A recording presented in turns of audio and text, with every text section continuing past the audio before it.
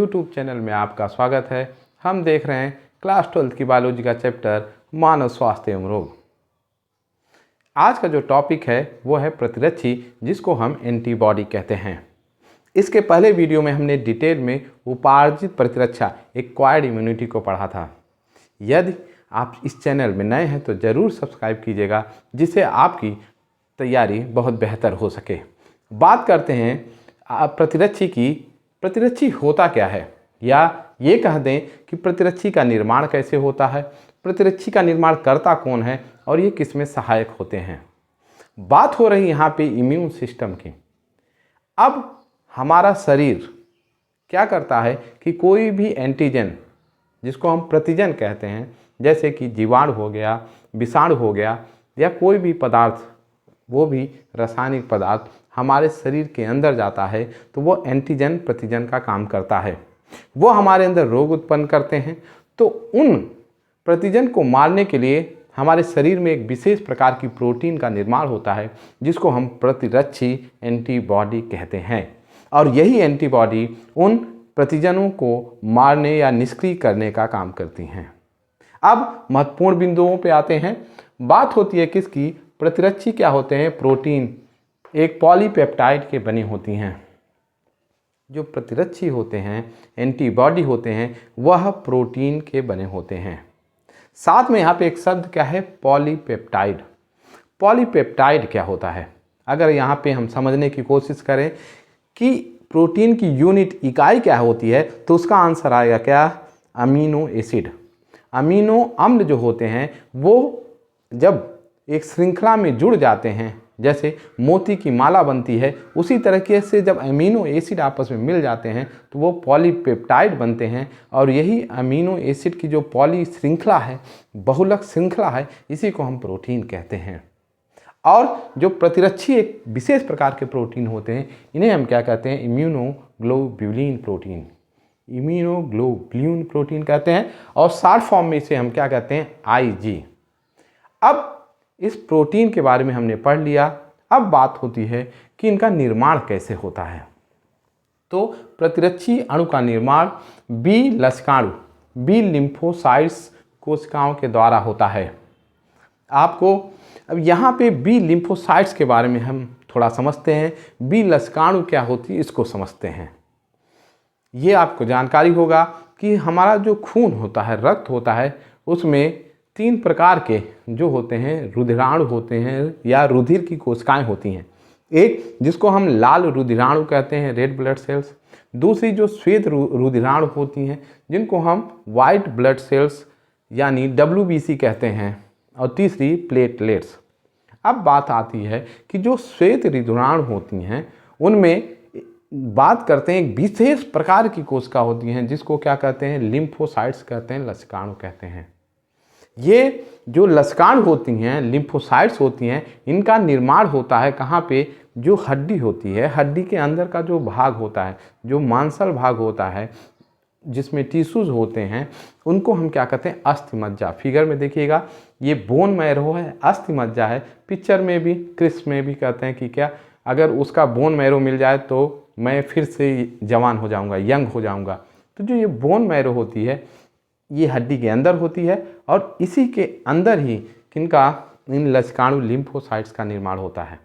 अब बनते तो हैं यहीं पे, लेकिन कुछ जो लिम्फोसाइट्स होती हैं, लसिकाणु होती हैं, वह बन जाती हैं बोन मैरो में, लेकिन विकसित होने के लिए कहाँ जाती हैं? थाइमस ग्रंथि में। जो थाइमस ग्रंथि यानी थाइमस ग्लैंड, जो कि सीने के मध्य में होता है, फिगर में देखिएगा, तो उस थाइमस ग्लैंड में जो विकसित होती हैं, उन्हें हम टी लसिकाणु या टी लिम्फोसाइट्स कहते हैं। जो बोन मैरो में बनी भी और विकसित होती हैं, इन्हें हम क्या कहते हैं? बी लसिकाणु। अब क्या होता है? ये जो बी लसिकाणु होती हैं, जब किसी एंटीजन को देखती हैं तो उसको मारने के लिए इन्हीं प्रतिरक्षी यानी एंटीबॉडी का निर्माण करती हैं। अब बात आती है कि प्रतिरक्षी प्रतिजन एंटीजन को निष्क्रिय, मारना या रोकती हैं। जैसे ही वो बैक्टीरिया को देखेंगे, जीवाणु को देखेंगे, विषाणु को देखेंगे, तो ये जो बी लिम्फोसाइट्स हैं, उनको निष्क्रिय करने के लिए प्रतिरक्षी एंटीबॉडी का निर्माण करेंगी। और ये एंटीबॉडी जाके क्या करते हैं? उन प्रतिजन को निष्क्रिय कर देंगे या तो मार देंगे। तो यहाँ तक बात समझ में आ रही होगी आपको। अब अगर हम इनकी संरचना की बात करते हैं कि जो प्रतिरक्षी होते हैं, एंटीबॉडी होते हैं, तो उनकी संरचना कैसे होती है। जो प्रतिरक्षी का जो अणु होता है वो 4 पॉलीपेप्टाइड श्रृंखला से बना होता है। यहाँ पे चित्र पे देखते हैं, ये देखिएगा, ये किसका फिगर है, प्रतिरक्षी का है। इसमें 4 पॉलीपेप्टाइड श्रृंखला है।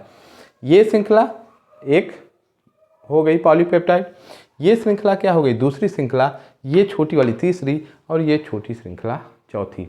ये 4 पॉलीपेप्टाइड की श्रृंखला मिलके किसका, प्रतिरक्षी का निर्माण करते हैं।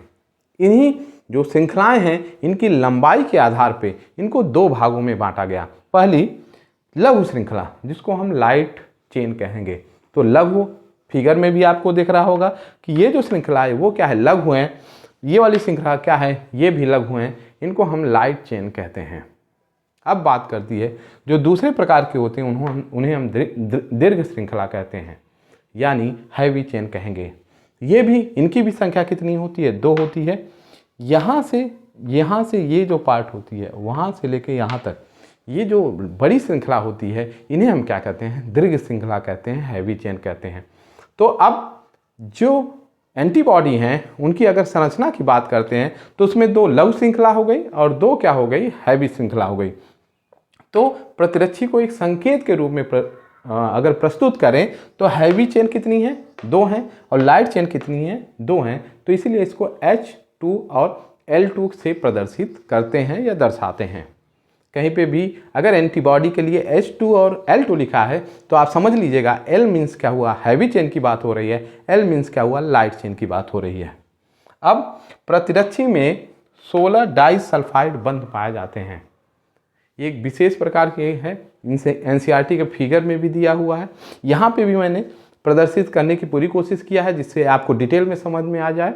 NCERT का फिगर देखिएगा जो इस तरीके से है, और यहाँ पे भी फिगर अगर हम काउंट करते हैं कि ये देखें ना, डाइसल्फाइड, ये डाइसल्फाइड आपस में एक कोवैलेंट बॉन्ड, सहसंयोजक बंध बनाते हैं।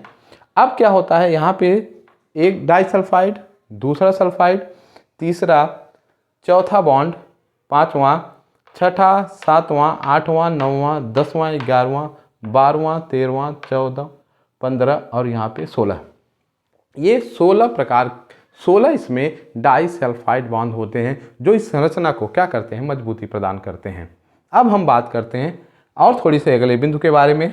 प्रतिरक्षी के अग्रभाग में 2 प्रतिजन बंधन स्थल, एंटीजन बाइंडिंग साइट होती हैं। ये बड़ी महत्वपूर्ण बात है। अगर कोई प्रतिजन आया तो ये जो प्रतिरक्षी एंटीबॉडी है वो उसको नष्ट कैसे करती है। तो इस संरचना में देखिएगा, जो इस प्रतिरक्षी का जो अग्रभाग है इसको हम क्या कहते हैं, प्रतिजन बंधन स्थल, एंटीजन बाइंडिंग साइट। वो क्या करेंगे, उस प्रतिजन को पहचानेंगे और उस प्रतिजन को यहाँ पे लाके पकड़ लेंगे इस अग्रभाग से, और इस प्रतिजन बंधन साइट में जैसे वो एंटीजन फंस जाएगा वो उसको क्या कर देंगे, वो निष्क्रिय कर देंगे या फिर उसको किल कर देंगे। तो इस प्रकार से जो अग्रभाग होता है वह प्रतिजन को पकड़ने के काम में आता है। तो यहाँ तक हम समझ चुके हैं, ये बहुत इंपॉर्टेंट पॉइंट था। अब हम बात करते हैं कि ये जो एंटीजन होते हैं वो कई प्रकार के होते हैं। आपके NCERT में जो है वो इन 5 प्रकार के एंटीजन के बारे में दिया गया हुआ। एक है IgG capital G, Ig capital A, IgM, IgE। ये अलग अलग प्रकार के जो हैं वो एंटीजन की, एंटीबॉडी की बात की हैं। अगर हम बात करते हैं IgA, तो जो माँ जब अपने बच्चों को जो मिल्क फीड कराती है, पिलाती है, उसमें ये AGA एंटीबॉडी प्रचुर मात्रा में पाई जाती है जिससे कि उस बच्चे की इम्यून सिस्टम क्या हो, मजबूत हो सके। तो अगर ये एंटीबॉडी जो है हमको याद करना हो तो अंग्रेजी में गेम माने होता है खेलना, खेल। तो ये जो गेम है, इस गेम का एक एक वर्ड GAME ये सब किसको दर्शाते हैं, वो एंटीबॉडी को दर्शाते हैं। तो इस ट्रिक से आपको एंटीबॉडी के प्रकार अच्छे से याद हो जाएंगे। अब हम बात करते हैं अगले बिंदु की, वो है महत्वपूर्ण बात कि जो टी लक्षणाणु होती हैं यह प्रतिरक्षी का निर्माण नहीं करती परंतु इनके निर्माण में सहायक होती हैं। बात होती है टी लिम्फोसाइट्स की। टी लिम्फोसाइट्स विकसित कहाँ होती हैं? थाइमस ग्लैंड में, और ये एंटीबॉडी नहीं बनाती।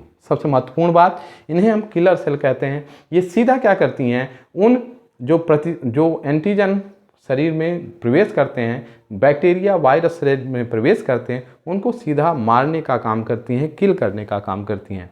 और यह किसी भी प्रकार के प्रतिरक्षी या एंटीबॉडी में सहायक निर्माण नहीं करती। हाँ, उनकी मदद करती हैं कि बी लिम्फोसाइट्स एंटीबॉडी का निर्माण कर सकें। यहाँ तक हमने डिटेल में किसके संरचना के बारे में पढ़ लिया, प्रतिरक्षी के बारे में पढ़ लिया। एक और महत्वपूर्ण बात, जब इस श्रृंखला में एनसीईआरटी में दिखेगा तो नीचे सी लिखा है, सी मीन्स कार्बन। होता क्या है कि जो अमीनो एसिड्स होते हैं उनके दो सिरे होते हैं, एक कार्बोक्सिक ग्रुप का जिसको कार्बोक्सिलेट साइड कहेंगे, और दूसरा जो एन मीन्स होता है अमीनोसाइड्स। तो जो ये प्रतिरक्षी है, इनकी जो श्रृंखलाएं हैं वो कार्बोक्सिलेट इंड नीचे की तरफ होता है और अमीनो ग्रुप का जो इंड होता है वो ऊपर की है। तो एन मीन्स होता है अमीनो ग्रुप और सी मीन्स होता है कार्बोक्सिलेट ग्रुप। अब हम एनसीईआरटी में एक विशेष बात दिया गया है कि ये एंटीबॉडी किस तरीके से अंग प्रतिरोपण ऑर्गन ट्रांसप्लांट को रोकने का काम करते हैं। कोई भी व्यक्ति है, यदि उसके ऑर्गन किडनी हुआ जिसको वृक्क कहते हैं, या हृदय, नेत्र, वृक्क, यकृत यानी लीवर, ये काम करना या फिर बहुत स्लो कर दें कि उसका जीवन पूरी तरीके से सर्वाइव न हो सके, या काम करना ही बंद कर देते हैं, तो क्या किया जाता है कि मेडिकल साइंस में फिर उस व्यक्ति के जो ऑर्गन्स होते हैं, किसी मरे हुए व्यक्ति या किसी डोनर दाता के अंगों से क्या किया दिया जाता है, बदल दिया जाता है। लेकिन ये प्रक्रिया उतनी आसान नहीं है जितना हम समझते हैं। होता क्या है कि जब कोई दूसरे शरीर का जो ऑर्गन अंग किसी व्यक्ति में लगता है, तो वो उसका जो शरीर है, ग्राही का शरीर है, जो रिसीव कर रहा है उस अंग को, उसको प्रतिजन एंटीजन की तरह समझने लगता है। उसको समझने लगता है कि ये हमारे शरीर में रोग उत्पन्न करता है, और उसको मारने के लिए, उस अंग को मारने के लिए हमारा शरीर क्या बनाता है, एंटीबॉडी बनाता है, जिससे कि उस ऑर्गन को जो उसके शरीर में लगा हुआ है उसको क्या कर देता है, खत्म कर देता है। तो ये अंग प्रतिरोपण में बहुत बड़ी समस्या है कि ट्रांसप्लांट कैसे हो। तो होता क्या है कि जब किसी व्यक्ति का हृदय, नेत्र, वृक्क, यकृत आदि अंग कार्य करना बंद कर देते हैं, तो दूसरे व्यक्ति का अंग प्रतिरोपण किया जाता है। प्रतिरोपण से पहले ग्राही और दाता के रक्त समूह व ऊतक का मिलान किया जाता है। यदि ऑर्गन तभी एक दूसरे में प्रत्यारोपण होंगे कि जब दोनों के ब्लड ग्रुप समान हो, साथ में जो टिश्यू हैं उनकी भी जो स्ट्रक्चर है, संरचना है, उनकी भी जो प्रॉपर्टीज हैं वो क्या होनी चाहिए, सिमिलर होनी चाहिए, जिससे कि आसानी से ट्रांसप्लांट हो जाए और जो बॉडी है वह उस ऑर्गन को एक एंटीजन की तरह न समझे। और एक महत्वपूर्ण बात कि मिलान होने के बाद भी अगर सब मैच भी हो रहा है तो भी जीवन भर प्रतिरक्षा निरोधक एमिनो सप्रेसेंट दवाएं लेनी पड़ती हैं। ये प्रतिरक्षा निरोधक क्या होता है? आपको भी पता है कि हमारा शरीर प्रतिजन से लड़ने के लिए एंटीबॉडी का निर्माण करेगा, प्रतिरक्षी का निर्माण करेगा। प्रतिरक्षी उस अंग को क्या समझेगा कि कोई बैक्टीरिया आ गया है, उसको नष्ट करने का प्रयास करेगा। तो जो डॉक्टर होते हैं ऐसी दवाई दी जाती हैं जिसको प्रतिरक्षा निरोधक, जो इम्यून सिस्टम का निरोध करे, यानी आपके अंदर जो रोग लड़ने की जो क्षमता है वो इन दवाओं को खाने के बाद क्या हो जाती है, कम हो जाती है। आपके शरीर में उतनी तेजी से एंटीबॉडी नहीं बनेगी कि वो रोग से लड़ सके। तो ऐसे व्यक्ति जिनका अंग प्रतिरोपण या ऑर्गन ट्रांसप्लांट हुआ है उसको बहुत स्वच्छ और बहुत हाइजीन वातावरण में रहना पड़ता है। वो ज़्यादातर लोग मास्क लगाए रहते हैं कि जिससे कि वो इन्फेक्टेड ना हो, क्योंकि उनके शरीर में जो इम्यून सिस्टम है वो एक सामान्य इंसान से बहुत कम होता है। क्यों? क्योंकि उनको ऐसे दवाई दी जाती हैं कि जिससे उनका इम्यून सिस्टम पूरी तरीके से एक्टिवेट ना हो सके। अगर वो एक्टिवेट हो जाएगा तो हो सके उस ऑर्गन को क्या कर दे, डिस्ट्रॉय कर दे, नष्ट कर दे। साथ में हम अगले बिंदु को समझते हैं, क्योंकि कभी कभी ग्राही का शरीर उस अंग को प्रतिजन समझकर नष्ट कर देता है। तो आप समझ चुके होंगे कि वो जो ग्राही का शरीर है उस अंग को या किसी व्यक्ति की किडनी बदली है तो उस किडनी को जो उसके अंदर उसके उत्सर्जी पदार्थों का फिल्टर कर रही है उसको भी एक बैक्टीरिया या विषाणु की तरह समझने लगता है और उसको प्रतिरक्षी के द्वारा नष्ट करने का प्रयास करता है। तो यहाँ पे हमने डिटेल में एंटीबॉडी के बारे में पढ़ा। यदि आप चैनल में नए हैं तो ज़रूर सब्सक्राइब कीजिएगा, दोस्तों में शेयर कीजिएगा। अभी तक आपने बड़े ध्यान से देखा, इसके लिए बहुत बहुत धन्यवाद। Thank you.